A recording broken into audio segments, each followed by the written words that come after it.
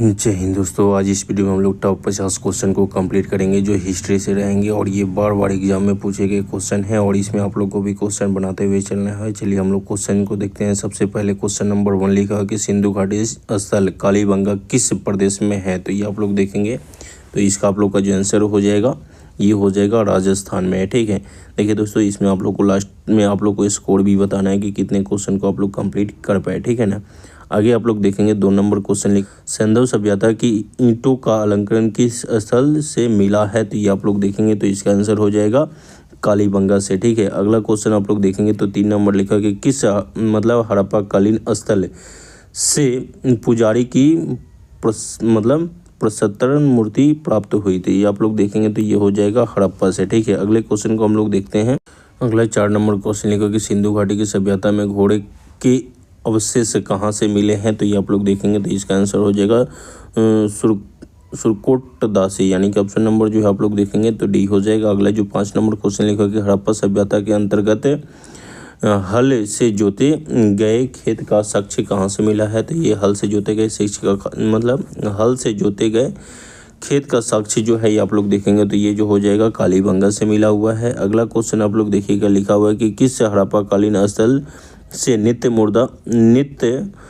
मुर्दा वाली स्त्री की कांस्य मूर्ति प्राप्त हुई है। तो ये मोहनजोदड़ो हो जाएगा। ठीक है, अगला जो क्वेश्चन लिखा है कि सिंधु घाटी सभ्यता कहाँ तक विस्तृत थी। तो ये जो आप लोग देखेंगे तो ये हो जाएगा पंजाब, राजस्थान, गुजरात, उत्तर प्रदेश, हरियाणा, सिंध और बलूचिस्तान। ठीक है, तो ये आप लोग देखेंगे तो ऑप्शन नंबर सी हो जाएगा।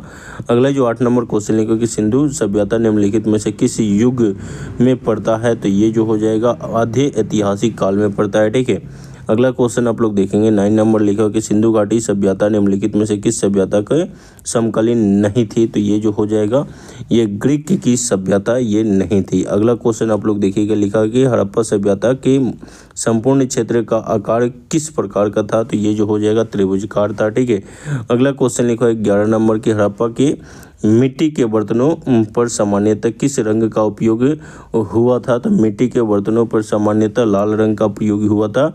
अगला जो क्वेश्चन लिखा कि सिंध का नखलिस्तान या बाग हड़प्पा सभ्यता के किस पुरास्थल को कहा गया। तो ये आप लोग देखेंगे तो ये हो जाएगा मोहनजोदड़ो। अगला लिखा हुआ है 13 नंबर की मोहनजोदड़ो कहाँ स्थित है। तो ये जो है मोहनजोदड़ो सिंध में स्थित है।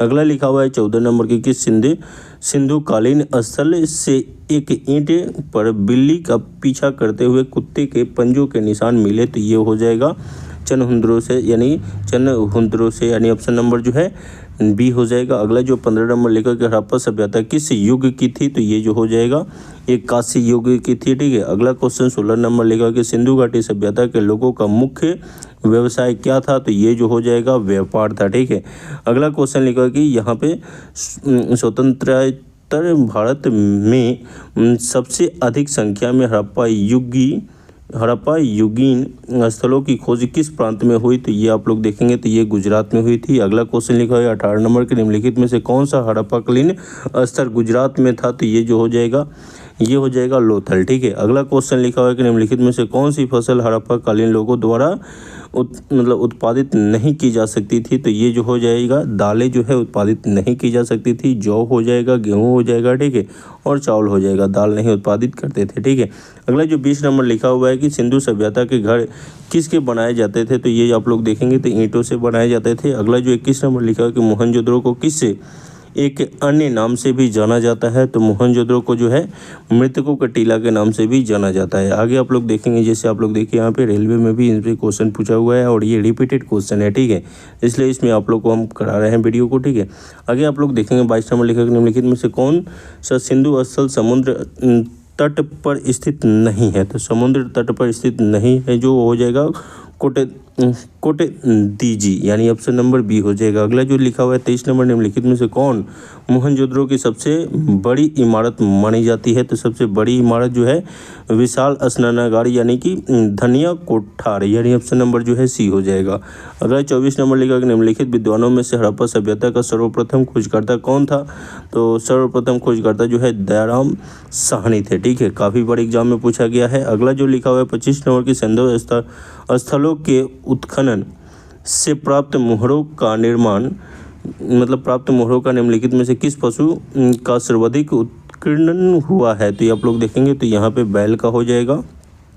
26 नंबर लिखा कि हड़प्पा कालीन लोगों ने नहरों में घरों के विन्यास के लिए कौन सी पद्धति अपनाई थी? तो ये हो जाएगा ग्रिड पद्धति में, यानी ऑप्शन नंबर बी हो जाएगा। अगला जो 27 नंबर लिखा कि सिंधु सभ्यता का पतन नगर बंदरगाह कौन सा था? तो ये जो हो जाएगा लोथल था। ठीक है, अगला क्वेश्चन लिखा कि हड़प्पा कालीन स्थलों में हड़प्पा कालीन स्थलों में अभी तक किस धातु की प्राप्ति नहीं हुई है? तो अभी तक जो है लोहा की प्राप्ति नहीं हुई है। अगला जो 29 नंबर लिखा कि सिंधु सभ्यता का कौन सा स्थान भारत में स्थित है? तो ये जो हो जाएगा लोथल है। ठीक है, अगला 30 नंबर क्वेश्चन लिखा किस पशु के अवशेष सिंधु घाटी सभ्यता में प्राप्त नहीं हुई है? तो ये जो हो जाएगा शेर का जो है नहीं हुई है। ठीक है, अगला जो लिखा हुआ है 31 नंबर के हड़प्पा कालीन समाज किन वर्गों में विभक्त हुआ? तो ये जो हो जाएगा विद्वान, योद्धा और व्यापारी और श्रमिक में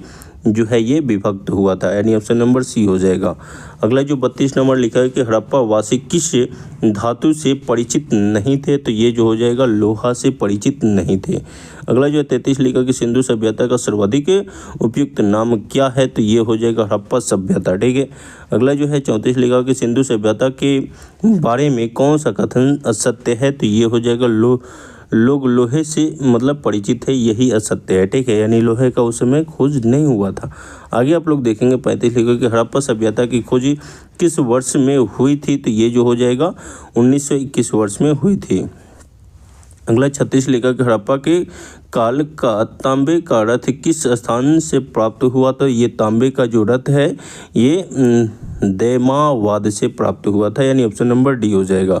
अगला 37 लिखा कि हड़प्पा सभ्यता के बारे में कौन सी उक्त सही है? तो ये जो आप लोग देखेंगे तो ये हो जाएगा उन्होंने पशुपति का सम्मान करना आरंभ किया, यानी ऑप्शन नंबर एक हो जाएगा। अगला जो 38 लिखा कि हड़प्पा कालीन स्तर रोपर पंजाब किस नदी के किनारे स्थित था? तो ये जो हो जाएगा सतलज नदी के किनारे स्थित था। अगला 39 लिखा कि मंडक किस नदी के किनारे स्थित था? तो ये जो हो जाएगा चिनाब नदी के किनारे स्थित था। अगला 40 ने लिखा हुआ कि सिंधु घाटी सभ्यता को खोज निकालने में जिन दो भारतीय का नाम जुड़ा है उनका क्या नाम है? तो ये हो जाएगा दयाराम साहनी और रखलदास बनर्जी। ठीक है, ये आप लोग का जो है ऑप्शन नंबर डी हो जाएगा।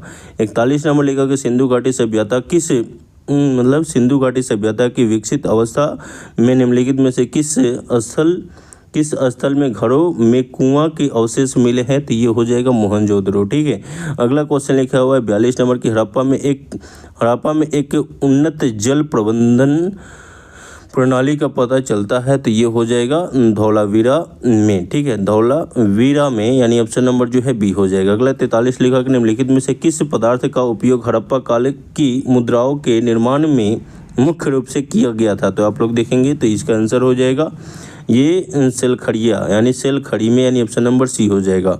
44 नंबर लिखा कि रंगपुर जहां हड़प्पा की समकालीन सभ्यता थी, तो इसका आप लोग देखेंगे तो इसका आंसर हो जाएगा सौराष्ट्र हो जाएगा, यानी सौराष्ट्र में। ठीक है, अगला जो 45 नंबर लिखा कि सिंधु घाटी में वृहत स्नानागार पाया गया है? तो ये हो जाएगा मोहनजोदड़ो में। ठीक है, अगला 46 नंबर क्वेश्चन लिखा कि हड़प्पा एक मोहनजोदड़ो की पुरातात्विक खुदाई के प्रभावित है? तो ये हो जाएगा आपका सर जॉन मार्शल, यानी ऑप्शन नंबर बी हो जाएगा। अगला जो 47 नंबर लिखा कि सिंधु सभ्यता की मुद्रा में किस देवता के रामतुल्य चित्रकण मिलता है? तो ये जो हो जाएगा आधे शिव की, यानी ऑप्शन नंबर सी हो जाएगा। अगला 48 नंबर लिखा कि हड़प्पा सभ्यता के निवासी थे? तो ये हो जाएगा शहरी निवासी थे। अगला जो क्वेश्चन लिखा है कि सिंधु घाटी के लोग विश्वास करते थे? तो ये जो हो जाएगा मातृशक्ति में विश्वास करते थे। ठीक है, अगला जो 50 नंबर क्वेश्चन लिखा कि हड़प्पा सभ्यता